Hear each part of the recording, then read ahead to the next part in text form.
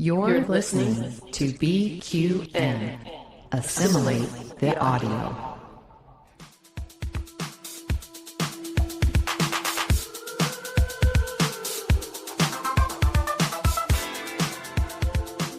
Welcome, listeners, to another episode of All Good Things, a Star Trek Universe podcast here on BQN and the Fandom Podcast Network. I'm your host, Christos, and with me today are Amy, Kristin, and Kelvin. We've got a full house. Patreon patrons, remember you can watch All Good Things as an extended video edit of this very episode on patreon.com/BQN. Well, how are we doing today? Kristin, how are things in lovely Canada this morning? Oh, things are a little rainy. That's okay. We need this. You know, you're getting to a certain age where you stand and you stare at your window at the rain and you go, we need this. It's good. Yeah. But yeah, no, things are good. Had a little thrifting date with a bunch of my coworkers yesterday. We decided to do some team building. So we did brunch and thrifting, which is perfect. And yet again, Kelowna scored with a little Star Trek. Where's my camera? Oh, yeah. A little Star Trek thing. This is an unopened pack of Star Trek Deep Space Nine trading cards from the series premiere. So this would be Emissary Part 1 and 2. So I'm going to pop this sucker open later today and see what's all in there. And, yeah. And how much was that? It was $8. Nice. So probably about like $6 US. So nice. Yeah, or maybe like 50 cents US, but no, no, not that much. No, you're probably about right. And I love how they have a little line, a little note. It's going for $15 on eBay right now. Oh, I like that. Little value sell action there. Yeah, I'm not selling. This is dope. I'm gonna dig through and immediately see if there are any Garrett cards. Yeah, very good. That's an interesting tactic for a thrift store to use. I like it. Yeah, they are. They're needing to compete with a lot of resellers who go and buy everything up from the thrift store and then resell it for a profit. I no offense if anyone's listening who does that, but y'all have driven the prices up for everybody else. So, ew. But yeah. Well, Amy, how are things in the Vegas sector? Doing great. I had a surprise visit from a high school friend came down, so I got to do lunch with her. That was real fun to see and enjoying this gorgeous weather. I know there are a lot of cold and rain and snow, and we get beautiful, sunshiny 70-degree weather. It's wonderful. Oh, I hear that. And Kelvin, over in the freezing UK. How are you, darling? I'm all right, my love. It is freezing, actually. It's not today here because I have defiantly closed all the windows, locked all the doors, and put the heating on full blast. So I'm toasty warm and comfortable. Probably not as fresh as you guys with your windows cranked open, enjoying all of the lovely sunshine. But yeah, all is good. It is February, so my dry January has come to an end. And I feel fantastic to the point where I'm now questioning, should I return to alcohol? I mean, obviously, yes. I'm going on holiday with Amy in a month. You will. Dry. But is it a coincidence that physically and mentally I feel so energized and I feel artistic and creative and like the best I've felt for ages? Is it because I've had a month off alcohol and I've been dialing in the exercise and the diet? Our bodies are not meant to have alcohol. Alcohol is not a good substance for us. You know, it's the same as drugs and whatnot. If it's not a naturally occurring thing in our body, so we shouldn't be. I've been noticing the same thing lately too, Kelvin, is like when I was sick for the whole week, obviously not drinking any alcohol. And when I started to get better, I felt so good. And I think part of it was, of course, not dying in bed anymore, but also the fact that I had been off alcohol for like 10 days. Yeah. And there's just something very bringing your body back to like it's baseline. Nice reset, isn't it? But it's so much fun. Yeah, I've got Tom Wicker visiting next weekend, so I'm definitely going to need a drink for that. Tom! Oh, yay! Can't wait to see pictures. Nice. I find myself drinking a lot less. I think it's just because I'm so busy and I'm not doing as much social stuff. And I don't like to drink by myself. So if I'm like by myself, so because of that, I don't drink much like Monday through Thursday, but I didn't have anything Friday and I only had one beer yesterday. So like today I can tell you I'm going Sunday fun day with some of my boys. So that will not be the case today. But it is definitely cutting down on the amount of alcohol consumption. Yep. Okay, so I went out Friday to the Arts District down in Fremont Street area and all downtown. You guys, I found 2 new places that we just have to go check out. And the one has good vegan options as well. So it's the Doberman and the Nocturno. And I'm very excited to take you guys. Well, it's time for class, everyone. You here, over here now.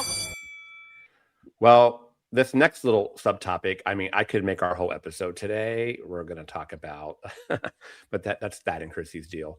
We're going to talk about this week's Starfleet Academy, episode 4 of our series, of the new series. It's called Vox in Excelso. Amy, do you want to read the little recap of that episode, what it was about this week? And then just give us your thoughts on it right after. When an existential crisis threatens to wipe out his species, Jaden is forced to confront his past and his relationship with his own heritage. As he pursues an unexpected method of coping, Nala races against time to save his species from extinction. You guys, I'm loving this episode. This has got to be my favorite. It has everything. I really feel it is a perfect episode.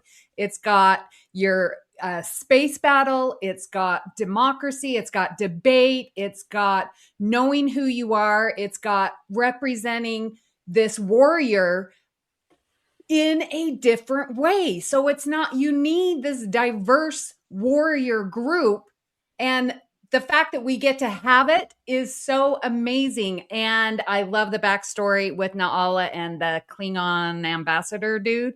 That was steamy, sexy, hot. And you're like, ooh, your imagination just went wild with those two. Well, at least mine did. And the amazing scene between Jaden and the roommate. Remy. Yes, Remy.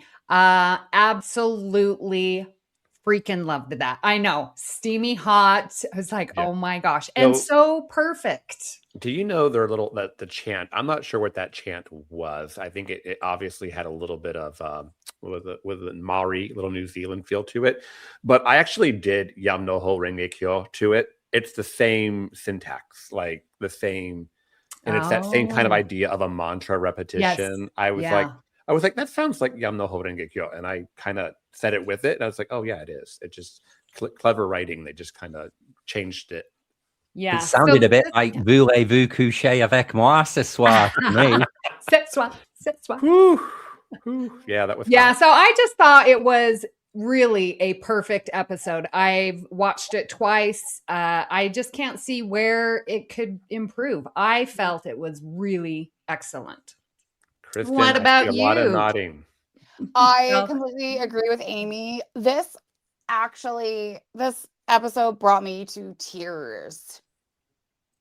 Multiple times. Watching Jaden kind of deal with his authentic self, leading him in an entirely different direction than where his parents wanted him to go, where his culture wanted him to go. And I kind of felt like I don't want to parallel Klingons with like evangelicalism, but it kind of was that same idea where this isn't what I know. This is what I was raised in and taught to believe that this is the path I should go, but it's not the path I want. And having sort of that disappointment from your family, super real for people who've ever dealt with religious trauma in that way. Oh yeah, I can imagine. It was like that some of the things that the dad said were scathing. they were really, really just awful. And just watching, it was when Jaden and Laura were sort of talking and bonding over that conversation is just what, like, that's the kind of mentor and the kind of support people who are wanting to follow in a new way. Yeah. But I also love how we're bringing back and talking about the trope of Klingons wanting to pursue medicine and how it can cause them to feel not a part of the Klingon world. Because we saw that in Suspicions with Beverly and the one Klingon doctor who obviously she had not had a good run as a scientist in that world, right? So it is about, I don't know, I really empathized with him, except in every aspect except public speaking. I love public speaking. I love debates. So Kelvin, what did you think, darling? I'm not going to offer a different opinion. But if I'm perfectly honest, I preferred episode 3. I thought episode 3 was better. But that's not to say I didn't like it. I thought it was great. And I've been waiting for Jaden to take the stand, so to speak, no pun intended, because his character hasn't had a huge amount to do so far. So it's nice to see a Jaden-centric episode. I think I'm a little bit of a victim of being too much of a know-it-all to truly enjoy this episode, because the whole Klingon solution was just so obvious. You know, they're not going to accept the charity of the planet. They're going to want to conquer it. So where they got to at the end of the episode, I was like, well, of course. Why didn't they suggest that in the first place? However, what I loved about this episode is seeing the reaction online. Now, I know me and you, Amy, were messaging the other day, and we've said we've seen different things in our echo chambers. But I've seen a lot of haters saying, I've got to give it to Starfleet Academy. They've fixed the Klingons that New Trek has ruined. It's authentic. It's great. I'm sorry that I love this show now. It's like they're being apologetic. They can't help themselves for falling in love with it. And it's not an I told you so moment, but it's just so lovely to see this wave of people settling into Starfleet Academy. It's great. Yeah, it's kind of funny. I mean, you know, people like want to judge a book by its cover in the sense of, I watched the pilot, I don't like it. And it takes, you know, we're only on episode 4 and it's working its way out. I mean, if you think about, like, if you get to episode 4 of TNG, was it Great Trek? I mean, it took that show almost 2 years. It took more than 2 years for that show to find its footing, right? And whatnot. So it's like, come on, people. I think people are they want that instant gratification thing, right? You got to give a show a couple episodes. You can't, you can't give every character their backstory in the pilot, not to that extent. So, and we're not done.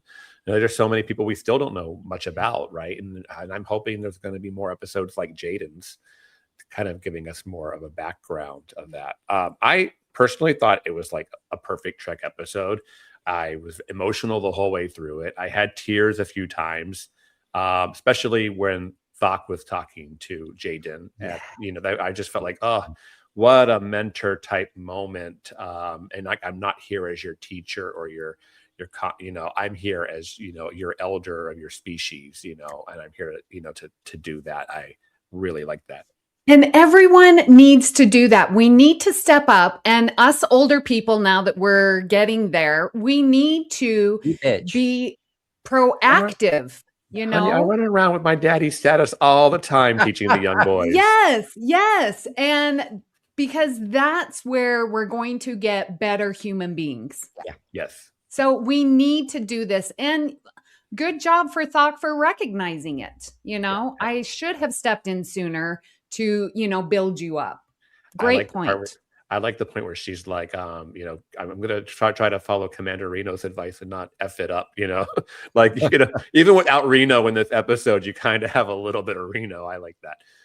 There is just so much to it. And it's, of course I could probably nitpick something I don't like about it, but this is high Trek, as I like to say. This is very, very, very Star Trek. And I like that, especially, and I just like that we can have like episodes like last week that were a little young adult, but then fast forward 1 week later and have a very good story. I also like the getting technical. I love the little saucer separation kind of, I feel like it reminds me of our Enterprise D quite a bit, the way the ship can do different things. One last Starfleet Academy. I don't know who had a chance to maybe watch that clip of the Kelly Clarkson show. She had the entire, well, not the entire cast. She had 3 or 4 of the cadets and Holly Hunter on. And did you catch Sam's little comment about her character? Yeah, no. Like the actress that plays Sam? Yeah, she gave a potentially big spoiler away. Oh, yeah. What it was to the effect that she's there to spy for her species on. Oh, yeah, that's right. I did hear that. No. So you think it's going to be a baddie?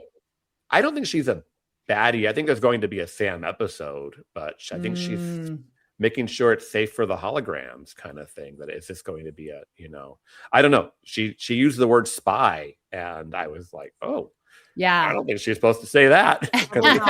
Well, it sounds like a future episode that we haven't seen. I do hear on the grapevine that next week's episode is amazing. Everyone who's seen the screeners says episode 5 is the one. Okay. Oh, all right. Well, I think episode 4 is like the one. So if you can top 4, I'm here for it.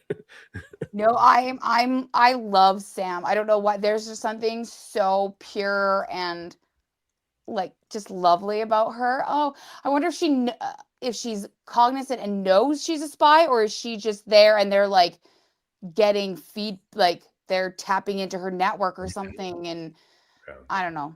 Like the hierarchy in Voyager with the Doctor. Yeah. Well, it'll be interesting to see. It'll be good to see that there's maybe a little bit more to the character. So I guess I'm all about that. Well, I know we're 23 minutes in and we're finally getting to our main topic here. Hey, Kelvin, why don't you introduce this week's topic for us? I would love to. We are back with our time travel series, part 11. 11, can you believe it? And we are heading over to Star Trek Discovery and looking at Face the Strange, which is season 5, episode 4. And just as a little recap, as the race between Discovery and the bounty hunters, Mal and Locke, intensifies, an unexpected weapon forces Burnham and Rayner to work past their differences to save the rest of the crew. Yeah, this is I turned this on yesterday and I watched it and I was like, first off, I really enjoyed the episode. Again, I guess I haven't really rewatched too much of Discovery 5, season 5, that is. And this is definitely a chapter 4 in a 10-chapter book. It's definitely, you're kind of instantly reminded this is very, very serialized season, as Discovery always was. Do you guys like this episode? I always like to ask this question of everybody. We'll just go backwards around. Kristin. It was a good episode. I think the one thing that it reminded me or maybe realizes I really need to rewatch Discovery, because I was not as, when they're making all these like flashback comments, I was like, wait, what? Who's what? If this was like next gen in there, I'm like, oh no, I get it. I get all the whatevers, because I've seen all the like 90s Trek so many times. Any references made, I absolutely get. But you know what? I was like, I'm actually kind of embarrassed that I forgot so much of this has happened. So, right. But it was an enjoyable episode to watch. It gave me really strong Back to the Future Part 2 vibes with, needing to be like, okay, if we do this now, it does this, and then it does this. But if we do this, then it's going to do this. And just trying to get the timeline right. Yeah. Temporal mechanics. Yeah. Amy, do you like this episode? I really do. And it is jarring to go and it's like, okay, where are we? What storyline? It's like, oh yeah, Mal and Locke. And okay, now what Burnham and Book are, sort of on the outs. Like, And it just sort of all comes in. But what I was most surprised is that you almost can watch this episode without, if you just ignore the rest of the big overall story. But this is a very lovely episode. You can just pop in. And I'm just super impressed with the time travel uniqueness of this, because you said we're part 11. It wouldn't be sci-fi if there weren't any time travel. So I just feel that this one was unique, and I was impressed by that. A little fresh, yeah. A little fresh. Kelvin. My favorite episode of season 5 of Discovery. So there we go. I did pick it deliberately.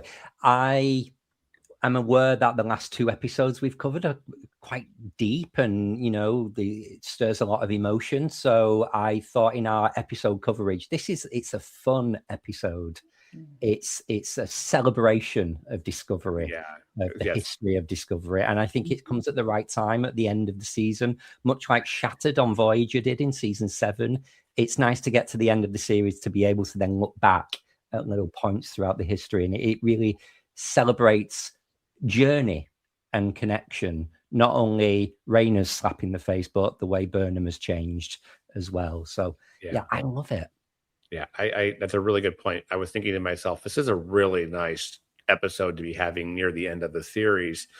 At the time the episode was filmed, though, they did not know season 5 would be their last. So it just kind of works that way, that it's well. And I also, it's kind of funny, we were talking a little bit off camera before we started, but listeners, I was in charge of writing our script this week and our outline for our discussion. And my first pass was, it was a little bit more deep and introspective. And Kelvin, it was a really good point. I'm like, we've had a lot of serious talks the last couple of weeks on All Good Things, and it would be nice just to kind of keep it light and fluffy. But we never get that light. But you know what I mean? Like, it's a fun episode, and I thought our discussion should also be kind of fun. So this idea of a time bug is kind of like nuts, right? That's new for Trek. And I mean, right up what you were saying, Amy, I like that it was a fresh idea for a time travel catalyst. But there's 2 things that kind of set this episode up. I mean, we start off with the Locke and Mal scene, kind of reminding us what we're after here.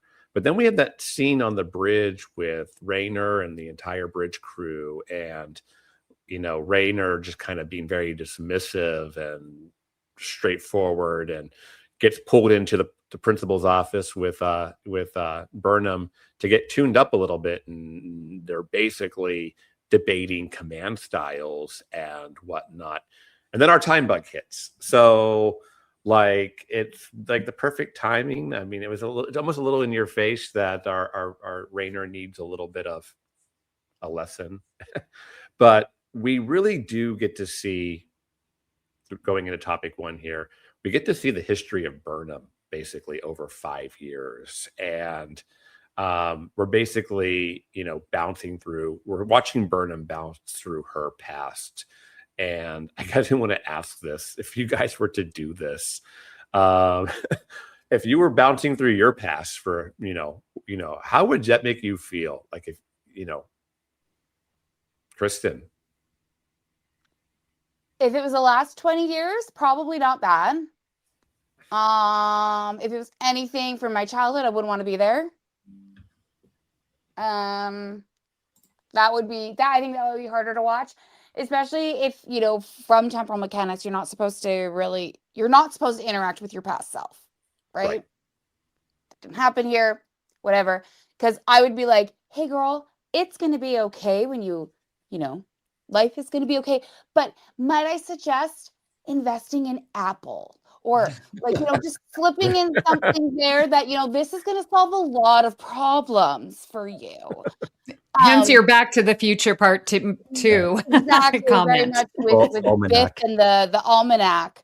But, if there was the possibility to kind of slip in a little tip or trick for my past self, that would be great. Otherwise, there are parts of my past I would not want to see again. Yeah. So, but yeah. Amy, how about you? What do you think it'd feel like to just suddenly be weaving in and out of different moments of your life?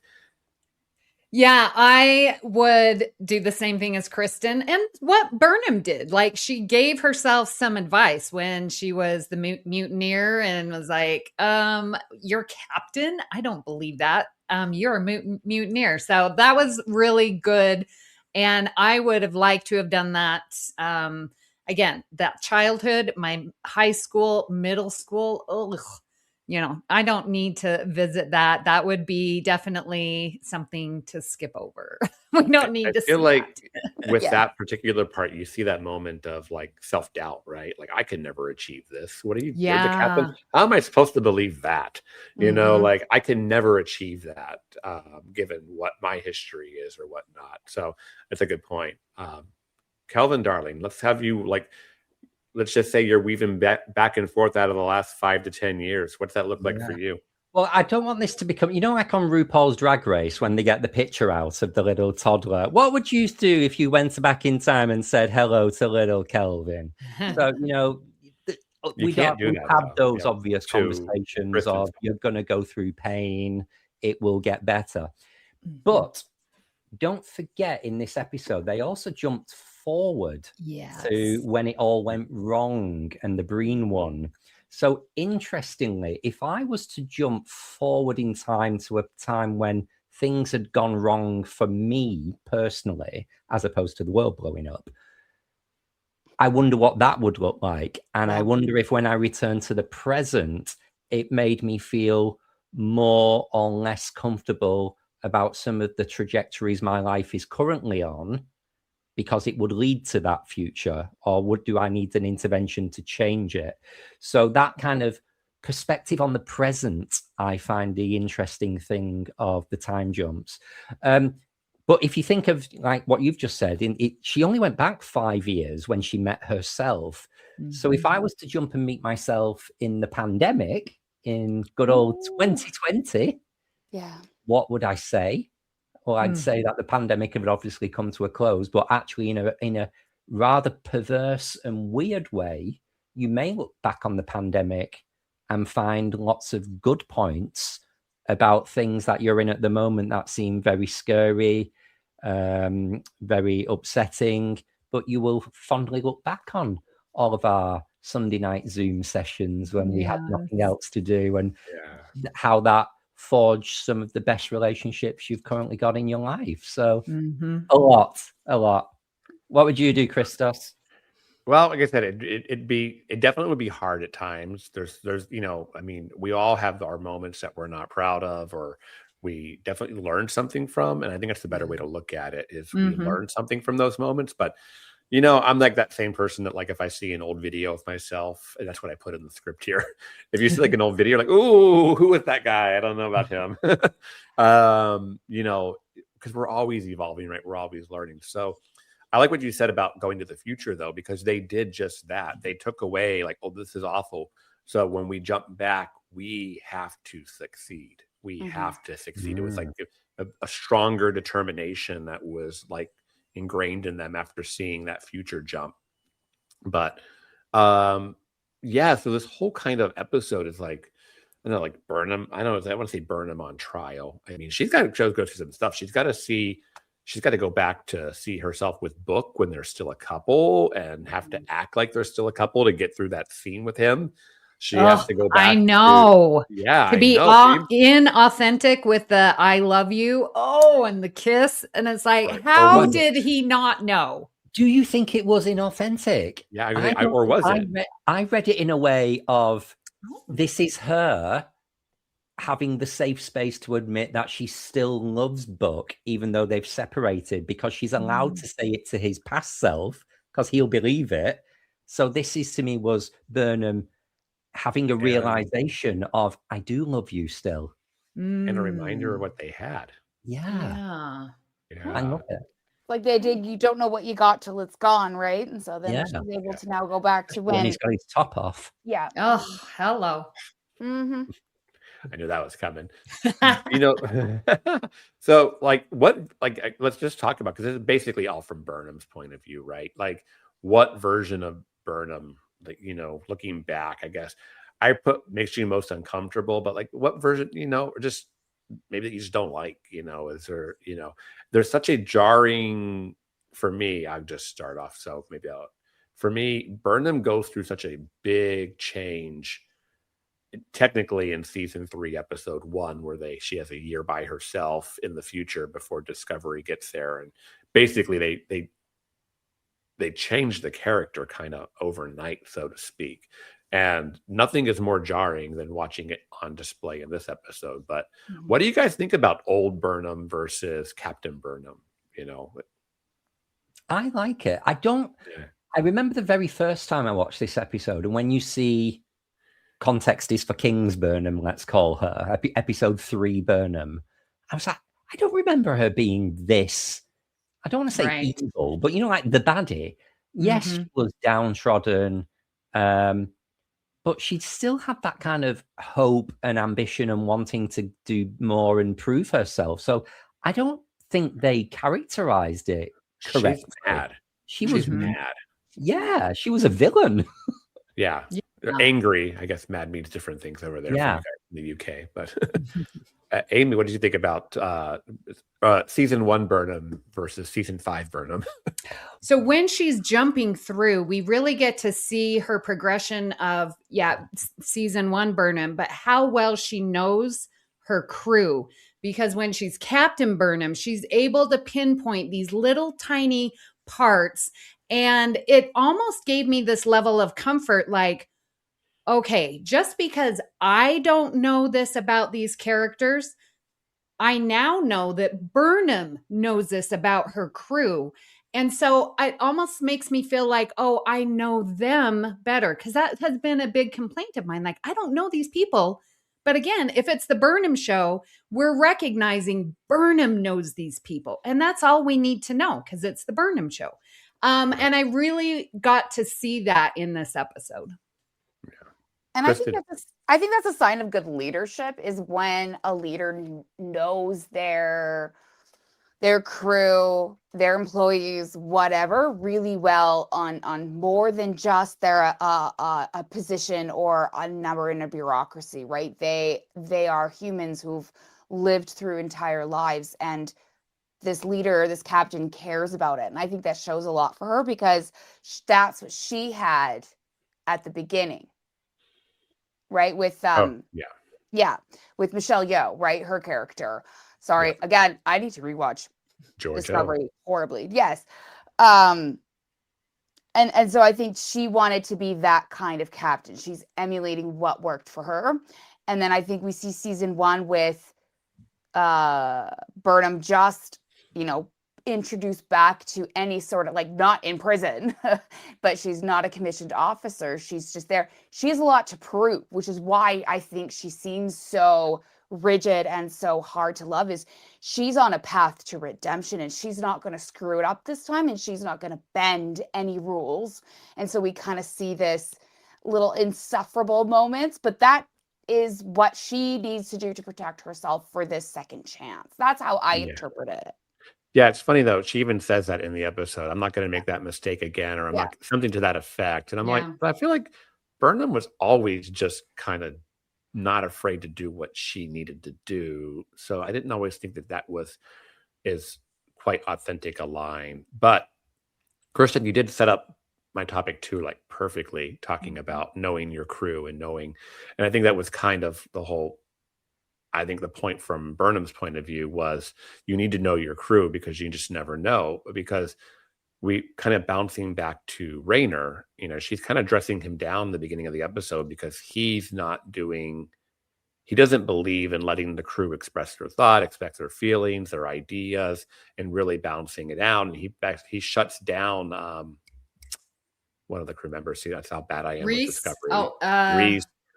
Is it Reese or? I think it's the other one.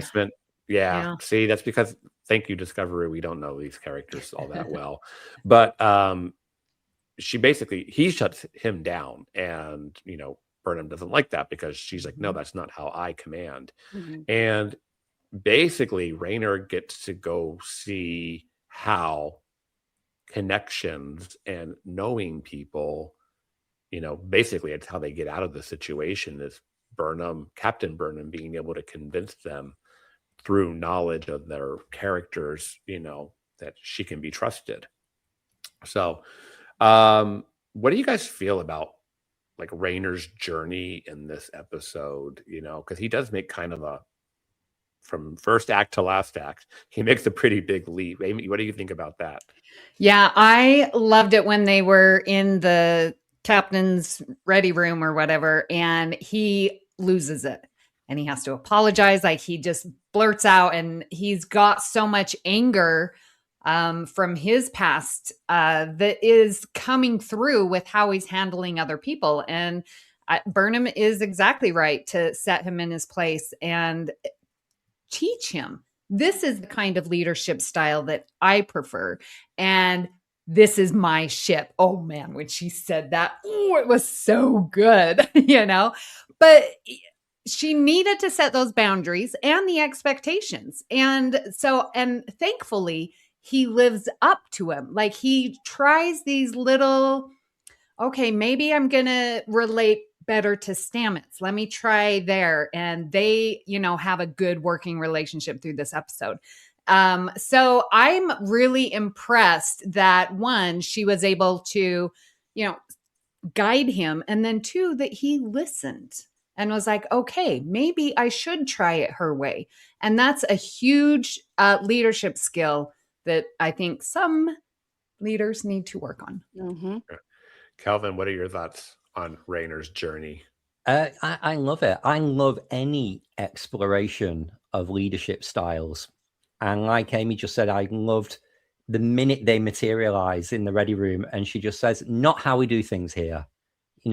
Culture in the workplace is so important. Mm-hmm. And it's often quite difficult to describe tangibly, to put words to describe a culture. I've said before, I left the company I currently work for 18 months and then went back. And it wasn't until I left the company that I thought, that was the culture of how they worked, how they did things. So I find it fascinating in that sense. But I find it fascinating that Raynor's only first officer and he can be told that is not what we do on Discovery. As you've just said, Amy, this is my ship. This is how I want things to run. Conversely, like when Jellicoe took over the Enterprise, it was his ship and he was fully entitled to run it however he wanted. And everyone was just being a bit of a baby for not going along with him. So it's very different in that way. But I do like the fact that Raynor really has to try to use these new skills and sees the difference that it works, not only because he saves people's lives, he convinces them to do what they want, but he definitely sees the benefit of the alternate style and then employs it going forward. So in something of such a typical science fiction time travel story, you still get this character development, this personal development and maturity that Discovery did so well in all of its seasons. Very well said. Kristin. I think there's an easy way for leaders to grow. But a lot of them, I think there's sort of this recency bias that a lot of leaders deal with where they're like, well, this is how I do it now. This is how I've always, this is what I know. And I think if we could all have real time comparisons of situation A or style A versus style B, I think that was something they got in this where they were going back and seeing, oh, I forgot that it was actually like this. And okay, I can see that this style is actually the more beneficial. We don't always have that. Our minds can sometimes change memories, change how we felt at the time for whatever reason. So to actually have physical proof that what we believe or remember isn't exact is a gift that we don't get. So that's a good point. I thought that was really interesting for him to be able to be like, ooh, okay, I'm remembering it differently. That's my bad. But also, I mean, in my life, I've seen so many different management styles and everything that how Burnham leads her crew is that is what will make good employees. Like, not even in, let's say, a pseudo military setting like Star Trek, but even just in an office, right? Having somebody that caring, that dedicated, that, you know, willing to get down and be part of the team isn't something you always see from managers or leaders in general. And I think this was a really good, this should be something that like is almost shown in management training for people. Yeah, the one thing I like really right away is that she reminds him, this is not your ship. And he needs to also remember, oh, I used to be captain and I got demoted because of my actions, right? And now I'm just and so maybe I need to be open to learning something, because he's still kind of pushing back on that idea of learning from what's happened to him. You know, he just thinks it's ridiculous and he's being put in the penalty box, and it's only a matter of time before he's going to go back to doing his own thing again. But this episode kind of forces him to learn that, you know, oh, I did get put in this box because I do have some things to learn.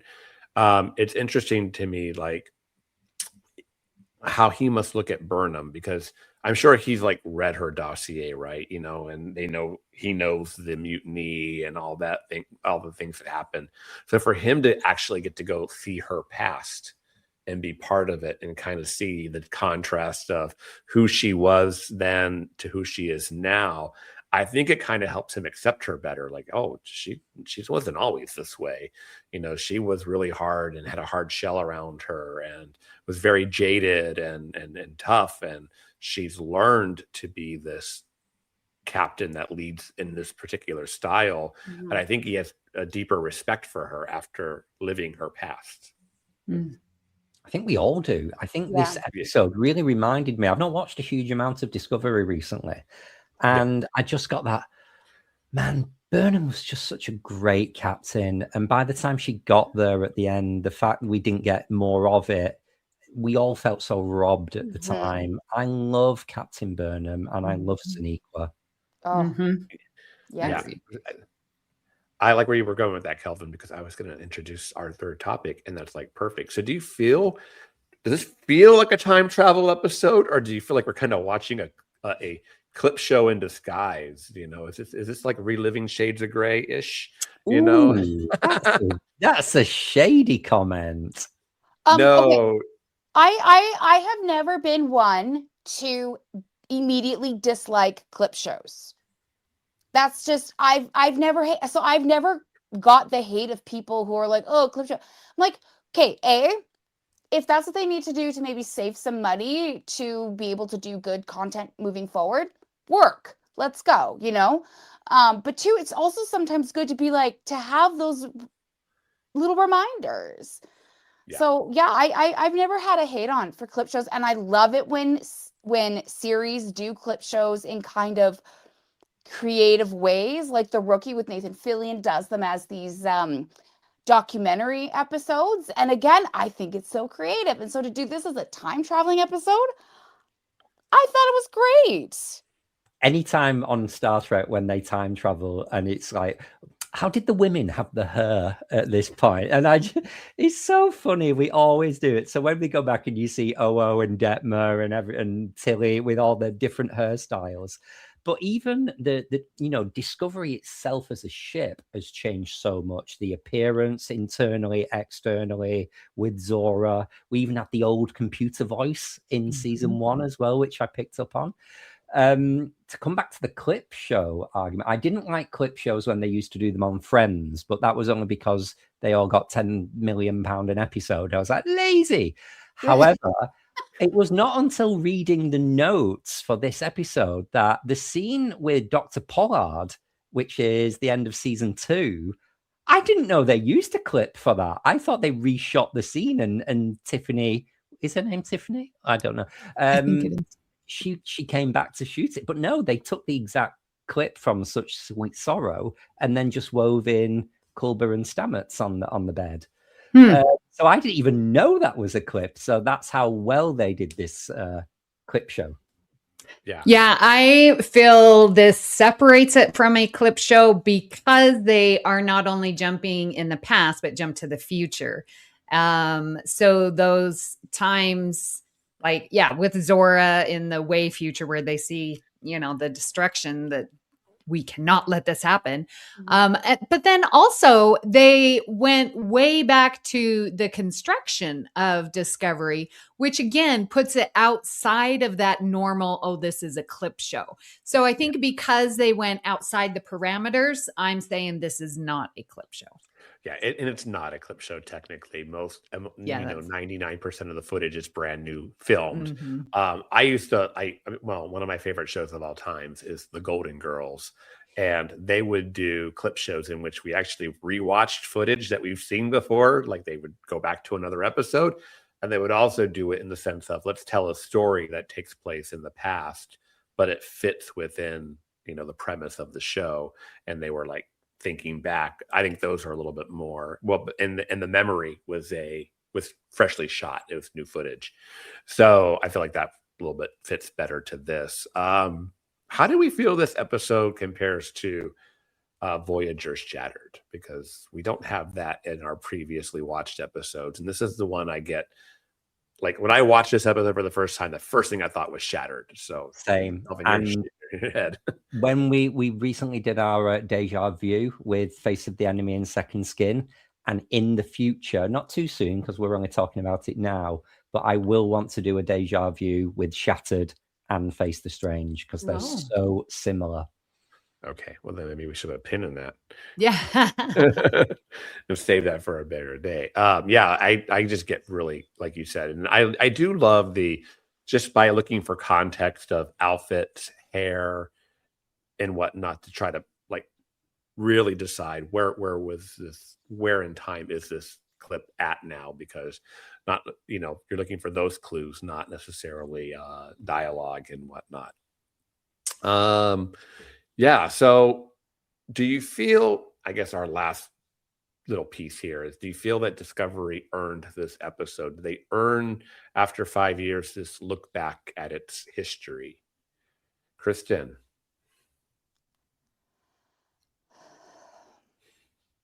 Yes, I think so. I think from again, this is why I kind of like having a side-by-side comparison, because it just helps you to remember, right? Because again, it'd been 5 years since Burnham's came into our lives to this episode, and it was good to kind of get that little jarring comparison. And I think that the journey from A to B here, I might almost say that Discovery has had a more intense evolution than almost any other ship and crew, just in terms of where they started to where they ended. When you see how everything starts in season 1 to where everything wraps up with the lovely series finale, I don't think many people thought that would be the happy ending that would come from the dumpster fire of how Discovery started. So I think that this really shows the growth and the resiliency and the determination that this crew had. Yeah. Amy, was it earned? Yes and no. In part because I feel it was really earned with Burnham's side, because this is season 5. This is our last season. So we are going back to, remember when. So because we have the context and those Easter eggs and that's perfect for a last season episode. But we don't get the earned with Raynor because he's still so brand new. So for him, this is just new information that we are getting about him. And so I'm like, okay, are we just cheating because we're just being told his story that he's got some trauma, he doesn't know how to lead well, or he leads a certain style, but we don't know any of that. Like, really, why did he choose that leadership style? So it's sort of, we're missing out on his story, but for Burnham, I think it is very well earned. Yeah. Do you get the point, like maybe this is something that we're seeing more of in Starfleet Academy, that Rayner is more of that burn leading mentality, like the war college mentality, whereas, Burnham kind of represents that whole Starfleet mentality. Yes. You kind of see that kind of there. Yeah. Kelvin, was it earned? I think it was. I love the fact that Starfleet Academy talking about the burn like it's akin to the pandemic. These are the kids who lived through the burn, and they anyway, that's a sidebar. There's a plot device that is used with Rayner in this episode, and it's perfect because he doesn't know. He was not there. He's new for season 5. He was not there in previous seasons. So every time they jump back, Burnham has to explain where we are, what was going on at the time. And as a viewer, that device is explanatory for the casual viewer as well, to keep them up. This is something they do in Doctor Who a lot of the time, with explaining to the Doctor's companion all of the history of the Whoniverse. So not going into the shattered thing again, but don't forget, that was Chakotay, season 7, explaining to Janeway, who'd not yet experienced any of it, what was coming up. So it was similar but different. So you need that person who knows and that person who doesn't know to make the story work. And so I think it was perfectly in. But I would pepper in, like you said earlier, Christos, they didn't know this was the final season. So it's almost accidentally earned, because if we had another 2 seasons after this, I'd be like, man, I wish that episode was season 7. So we could have seen time jumps for season 6, season that. So the fact it is at the end of the run is accidental benefit. Yeah. I was actually, in all of you guys just talking, for whatever reason, I thought about this like from the Jet Reno point of view. I mean, we met Jet Reno in season 2, episode 1, which I think is Brother. She's on the Hiawatha. She'd been crashed on that planet for like 8 months. Her wife died. And cut to later that season, jumping 900 years into the future, helping solve the burn, helping go through the, season 4, season 5. And now she's, in a new relationship. Starfleet, in a new relationship with teaching at Starfleet Academy. So if you ever think about like where that, her autobiography, for example, is going to be that book. Can I just say a little side? I don't know if I said this last week. They do this big thing in Starfleet Academy about the Doctor is so old. He's been online for years and years. And Captain Aki is a Lanthanite, and she's so old. And Reno's older than a lot of them. Yeah. Technically. But She doesn't have the memories. She doesn't have hundreds of years of experience. But she was activated, born chronologically first. I was just thinking about that. Like, talk about, like I said, a character that, and if you actually just look at her life, how it must have changed. Like, when you think you're growing up, you're going to be 1,000 years into the future, and I don't know. Anyway, all right. I actually think that this would be an interesting parallel episode with All Good Things, because this also really did give me All Good Things vibes with the jumping and the frustration they must feel when they don't necessarily know when they're going to move, which is also very much like parallels with Worf, where as soon as you reset every how many minutes or whatever, you got to kind of start all over again. And that must be so frustrating, because you could see them, they're like, we have 30 seconds. What else needs to get done? But there's, I don't know, this kind of would be an interesting one to look at with All Good Things as well. Yeah. The time bug jumping does add a little bit more suspense to it, because it's not like you can just take your time on deck 13, figure it out, and then go fix it. You have, you got to clock it and then start all over again, because there's a little bit of a slight cause and effect parallel too, because it just kind of keeps resetting itself, right? Yeah, and the reset would always be Beverly's quarter trimming her plant, and sipping her nightcap. So I got that, and they're like, why are we always coming back here? I'm like, exactly. Talk to Beverly Crusher. Admiral Beverly Crusher. on the wall at Starfleet Academy. I mean, sorry. Assimilations and regenerations. Who wants to kick that off? Well, I will, because we were just talking about it. The time bug idea. I freaking love this. Yeah. I mean, no other time travel in Star Trek is it caused by a bug? Is it a plant that was, used to spy? And, I just think that idea, when you know that you've got to have some kind of time travel, otherwise you're not a science fiction show, and to not have it be repetitive. I just kudos to the writers for this unique idea. Yeah. I have that as a regeneration. Yes, I know you do. I saw that. I will take your point for the novel idea and not repeating something that's well trodden. But it's very similar to the time crystal in Discovery that they did earlier with Pike. And it just seems like it's a bit Harry Potter. It's a bit like wave a stick and say a magic word and things will happen. There doesn't seem to be a huge amount of science fiction to it. We're not slingshotting around the sun. There's no anomaly. So I don't have the respect for the mechanism as much as I do for those more traditional methods. I realize all of it's made up. Yeah. But I think the thing that jarred me with the time bug was Rayner's immediate realization of just going, oh, it's a time bug. Yeah. Oh, great. Okay. Take your word. Well, it's, current tech for him, whereas it's new tech in some ways for others. I felt like, did you get that from Voyager?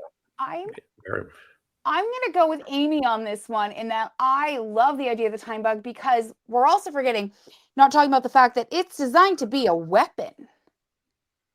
And I'm like, what a creative, not necessarily violent weapon. It's just sort of I'm going to cause so much chaos and freeze you in a certain point while I go do my other stuff. And that's how I'm removing you as an adversary to myself. It's a very creative idea for a weapon.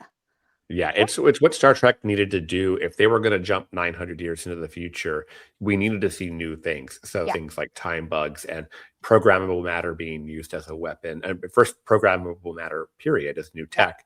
But then being able to now see it as a weapon, as we do in Starfleet Academy, I think that's the kind of stuff that's like, okay, we did jump into the future. One of my regenerations that I didn't put, and then we kind of alluded to it a little bit in the discussion, was I thought that the whole plot of a time bug and what it does was a little too of a nail on the head from a plot point, that Rayner needed to be taught a lesson. And that's definitely set up at the beginning of the episode. And then here comes this perfect premise for him to learn and grow. And suddenly by the end of the episode, he's new. I was just like, oh, it seems a little forced. But how nice to have an encapsulated episode in a series that is an ongoing story, to have this beginning and end and all in one episode. I respect the show for that. Yeah, I really, right from the beginning, was like, oh my gosh, Rayner is still this delicious villain. Villain as in a leader, and so just to see him back on screen again, and his jerk, and he's such an asshole, and then to see his progression, well done. That's a assimilation. Yeah, he does it. He's, to your point, he is kind of a jerk. He's a little bit of a jellico. He definitely kind of gives us that conflict, right? So we have somebody kind of an outsider who can kind of come in and create conflict. Very Gene Roddenberry. Assimilation for me is, I want to give a huge shout out to makeup, hair, and costuming for this, because that is what really helped to keep a lot of the flashbacks that they did have to film that weren't clips, that kept us in the storyline. Like if there had been wrong hair or whatever, it pulls you out of the fantasy, and that did not happen. So kudos to the behind the scenes people. Yeah. I was going to say that its entire episode is a continuity fan's wet dream. It was just executed so well. And I know what you mean, Kristin. When Voyager did some time travel back episodes, they were like, oh, as long as you stick Janeway in the bun, it'll be fine. But you're like, well, Chakotay used to have grey in his hair in the early seasons, and B'Elanna used to have a completely different look, and they just never used to do it. And it was like, how can you get this so wrong? Everything was so good. That Mary Wiseman, I actually felt she had gone back in time to play Tilly. Wow. She was season 1 Tilly. Her vocal inflections, as well as her look, a completely different character. Yeah. And for Mary to deliver that and sell it in only a few lines of dialogue, bravo, Mary. Can't wait to see you in a few weeks. On Starfleet Academy, I mean. She's not coming around. Still waiting, but I heard she's only in one episode this year, which is not good. But a quick aside, I can't wait to see Tilly and Sam. I hope they interact in some way, because that would just be adorable. Anyway, that's just my thought. Yeah. I guess my assimilation is kind of a little bit of a love letter to Discovery, you know, in the sense of, I think it's a good reminder of just how much the show has progressed and changed, and it's literally not the same show that it was in season 1 that it is in season 5. You know, it's very different, but still plays off well. It's so nice to see the old uniforms as well. I love them. Discovery's original uniforms are so beautiful. Yeah. So can I ask, like, wouldn't it have been jarring to see them in Discovery season 5 uniforms when they flash back, especially when they went back to the construction? And it was like, oh, we didn't expect your inspection. Like, why are you wearing weird uniforms? That one took me out. Yeah. I could headcanon this for you a little bit if you like. Good. Like we see so much in Discovery, especially Discovery season 2, and we see it over on Strange New World side. People wear different uniforms at different times, and you see it a little bit. It's become more of a thing that, you know, even in the Deep Space Nine TNG era, that you could be on a station or in wearing this uniform. You can be on a starship and be wearing this uniform. You know, so there's this idea that there are different uniforms out there, and as long as you kind of have some of those, the Pippi things, the rank insignia, the badge, the delta, those kind of things as a carry-on, you could just assume, well, I just haven't seen this one yet. It's a new uniform. I'm just, who am I? I'm just the maintenance guy on the ship getting it ready for, you know, where, you know, I don't know. Like I said, even Discovery ship presents a different uniform at the end of season 3 that they have then they have a different uniform at the beginning of season 4. It's almost like Linus could have got in that turbo lift and gone, oh my God, it's new uniform day. I've not checked my emails. I shouldn't be in this. Yeah, it's literally that. That's why I always because uniforms are kind of made through replicators and whatnot. That was like always my beef that after some of the Voyager events of season 6, Pathfinder and the data streams and whatnot, that they didn't update the Voyager uniforms to be like the Nemesis uniforms. I was, that was something I was really to do.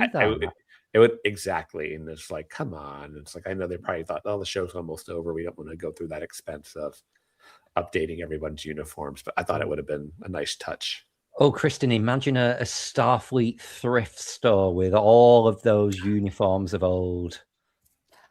So my question is, though, so amazing. Do they do that, or do they put? I thought they put old uniforms and old clothes and stuff into the matter recycler, and then it just that comes back out. I didn't think there would be a thrift store in, like, let's say idyllic Starfleet, right, where they're reusing entire matter, and so they just throw it back in, and there's no need for thrift stores because people aren't encumbered by money. But however, the idea of going and finding, yes, if I found a monster maroon at a thrift store, I would lose my mind. Lose my mind. All right. Yes. Any other assimilations or regenerations before we move on? Okay, so this last section, we normally do a little trivia here, but it's a little bit trivia and continuity, as I always like to call it. We're going to kind of recap kind of one by one here, the exact place and time the 9 different cycles that happened in this episode are. So, Amy, cycle 1, why don't you kick us off? Well, cycle 1 references elements from Such Sweet Sorrow Part 2, depicting the crew and crash landing in 3189 scene in Far From Home. As we were just talking about, cycle 2 depicts Discovery in dry dock. That Discovery was built at San Francisco Fleet Yards was established on its dedication plaque. Context is for Kings suggests that Discovery was fresh off the assembly line in November 2256. Time cycle 3 names stardate 1051.8 in depicting the battle with Control from Such Sweet Sorrow Part 2 again.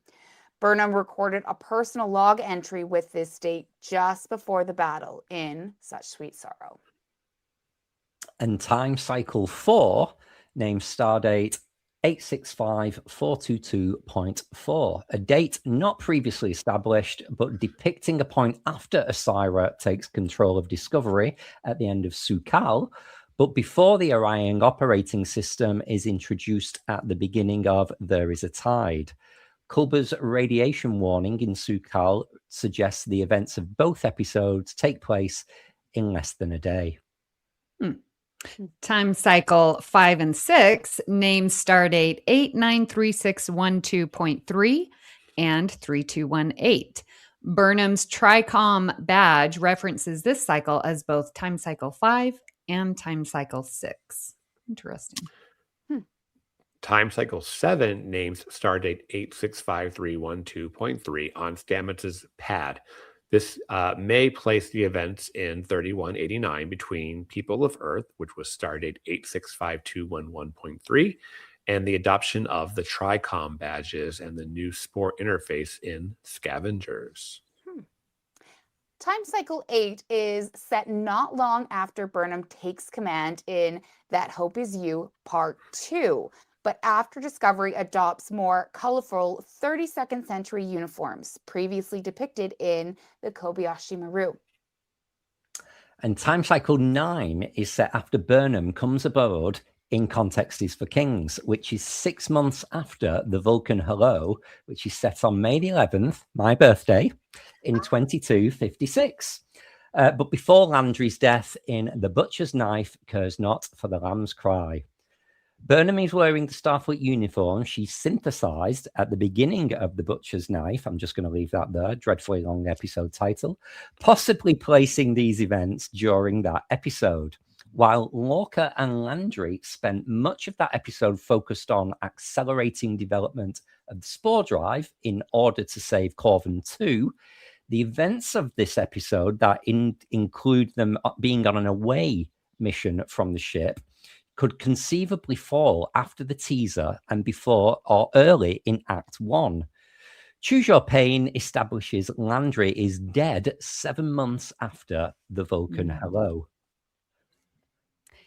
Burnham reveals to Arium of 2256 that she will die in 396 days, events depicted in Project Daedalus. And Rayner references Jyn Reese's love of starship designs that he learned during the crew one-on-ones in Janal. So that was so I was right. It was Reese. Yeah, it was the one thing he did know about one of the crew members that he was actually able to be helpful in convincing. Right. Like, oh, I'm glad I paid attention. All right, so this is our 11th episode doing the topic of time travel. And believe it or not, as we were talking before we even got on, there are still some major episodes that we haven't even covered in this series yet. So we'll keep going. So we're going to do our Who Did It Better. And this might not be an easy one with so many episodes, but I'm going to read them off. Obviously, we have Discovery's Face the Strange, Strange New Worlds, Tomorrow and Tomorrow and Tomorrow. TOS's City on the Edge of Forever, Voyager's Time and Again, Enterprise's Stormfront, DS9's Little Green Men, the animated series Yesteryear, original series Assignment Earth. I remember that episode. DS9's Trials and Tribulations, Prodigy's Time Amok, And our very first one was TOS's Tomorrow is Yesterday. So, all right, team, I need our favorite. Who did it best? Anybody want to jump in there with got their answer already? Okay. I'm just going to jump in because I was absolutely going to choose Face is Strange for the time bug being unique. However, you kept reading the list, and my favorite is Prodigy's Time Amok. Like the math involved with the time jumping, with different characters going different speeds. Come on, that's like delicious.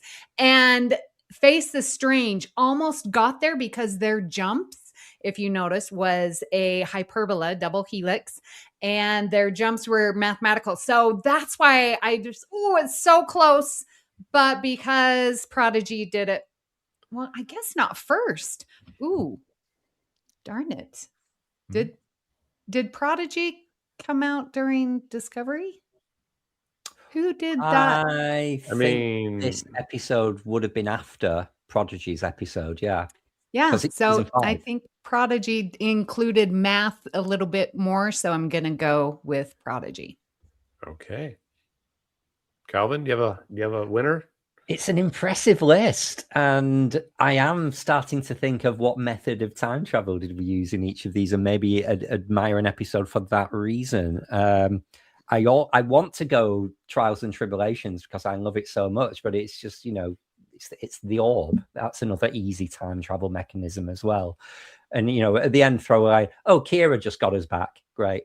So I'm going to go classic, and I'm going to give it to City on the Edge of Forever as a mark of respect for being the OG and something that the Guardian of Forever being so iconic, and the premise of the episode being like a proper history changing the future.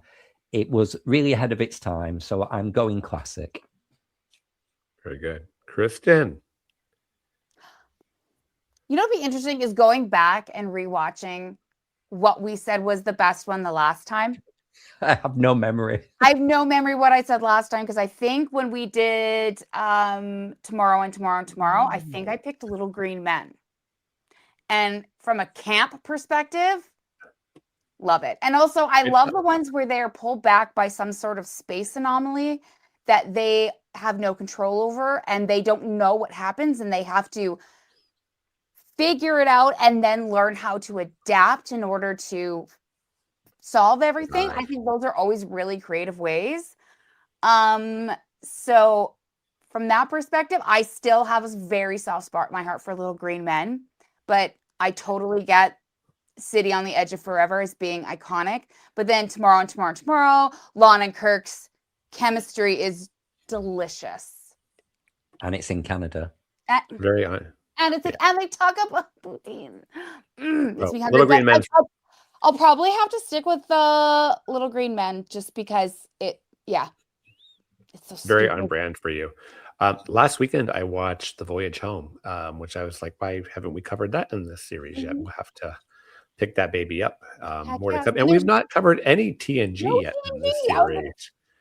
Like, come on, man. What are we doing here? Yesterday's Enterprise. Hello. There's a lot. Parallels. Yep. I know. Try harder, people. I know. How very dare you?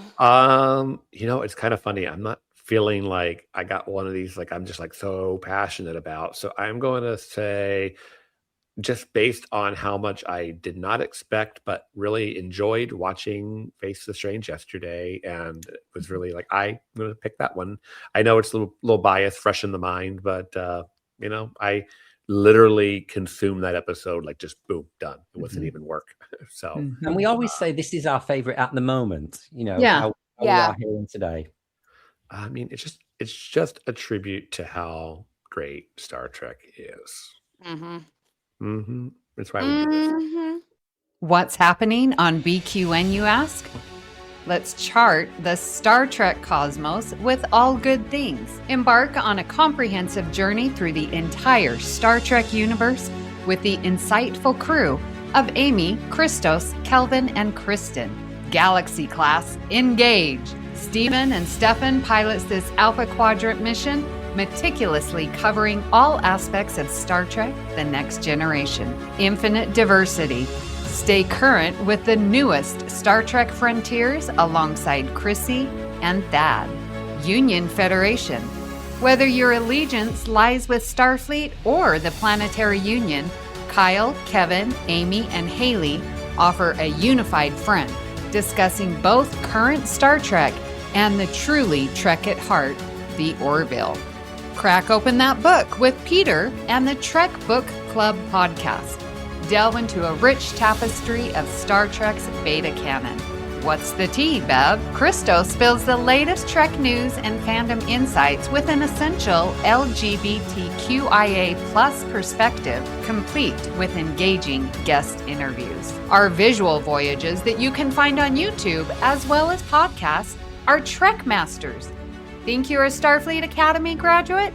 Test your knowledge with Davey and MC's challenging Star Trek quiz show and the View Screen. Tune in live on Sundays for your dose of a Trek-inspired talk show. Kelvin and Amy host new 8-week seasons each spring and fall. But beyond the final frontier, we have Bargain Bin Gamer. Davey and Mitch, your self-proclaimed gamer guides, lead you to digital treasures, unearthing and reviewing the most affordable video game gems. Cinema Z. Grab your metaphorical popcorn for Mark and Matt's cinematic deep dives, unearthing overlooked films that demand your attention. History with the Szilagys. In order to never repeat it, tune in as Chrissy and Jason deliver bite-sized snippets of historical events from around the globe. You can unlock deeper levels of engagement with our exclusive patron perks. The Hive Mind is where you can join our random script readings, live reaction shows, and roundtable discussions. We appreciate you choosing BQN to fill your auditory needs. Thank you for listening. Assimilate the audio. Amy, how about you introduce next week's episode for us? Well, next week we are going back to Enterprise home for our Shore Leave series, which will be part 6. So if you'd like to complete your homework for next week, go ahead and watch that episode. We would love to hear what you thought of today's show, and there are many ways you can do this. You can join our Facebook group, the BQN Collective. You can join our Discord server, or you can follow the network on Bluesky and Instagram at BQN Podcasts to continue the discussion there. You can find all the links and the invite codes in the show notes. So, Christos, where can people find you when you're not squishing time bugs? You can find me over in our Discord server on the Facebook BQN Collective. You can also find me on Instagram at What's the T-Bev. So, Amy, where can people find you when you're not jumping into the past and making out with old boyfriends? Ooh, when I'm not doing that. I would actually enjoy that, I think. Especially if they look like Book. You can find me here on the network, co-hosting Union Federation. We are going to have our mid-season recap of what's the new one that we're watching? Strange New Worlds? No. Starfleet Academy. See, I don't even know. So you can listen to me there. You can find me on our Facebook group, the BQN Collective, and in our Discord server.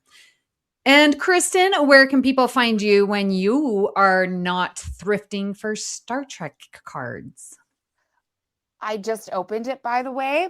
It smells like 1993. Oh, delicious. And it has a certificate of limited edition that there were only 150,000 of these printed. And I got number 149, 910th printing. Wow. That's the best one. I'm so excited, you guys. So you will find the me. last 100 sets. Yes. So you will find me in my house looking through the Star Trek card deck. Otherwise, I have, again, still been staying off of socials almost entirely, including even Reddit a lot. Been too hard, just the world And then for all the Canadians listening, we lost our mom this week. And I do just want to give a little shout out to Catherine O'Hara. And the sudden loss of her was huge for our community. So, anyway, all the tributes have just been wrecking me emotionally. So I have just been not online. So if you have my number, text me.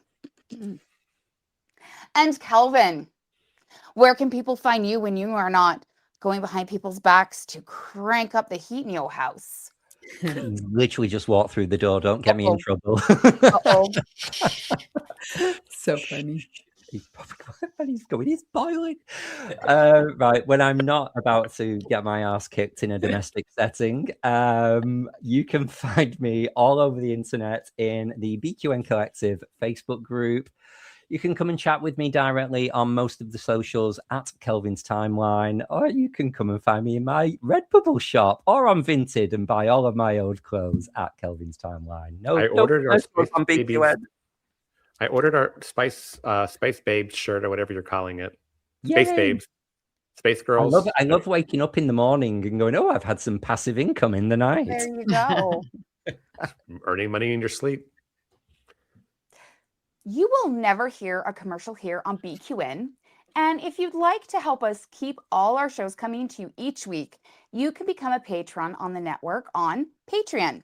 For just $1 a month, you can watch the video version of this very podcast, or you can join our reaction shows, script readings, and enjoy our special patron-only back catalog of shows like It's Green and Amy's Math Moments.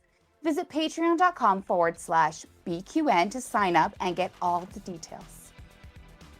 Now, if becoming a patron isn't your thing, you can still support the show by sharing our posts on social media, talking about it with your friends, or hitting the like and subscribe button on Apple Podcasts or wherever you get your podcasts, and leaving us a 5-star rating and written review.